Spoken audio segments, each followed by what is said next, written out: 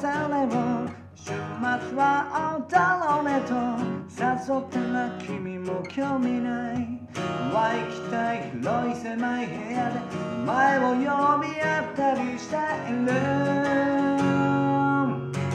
この恋がその声が途切れた時には全て忘れて生きていこうこの恋がこの夜がずっと前から僕らを待っていたんだ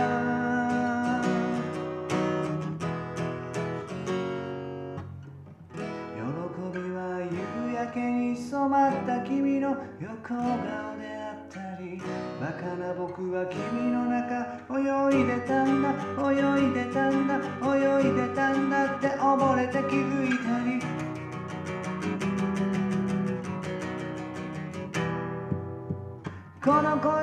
この恋でその声で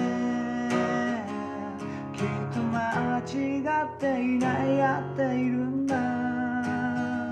きっと間違っていないやっているこの恋がその声がララララララララララこの恋がこの夜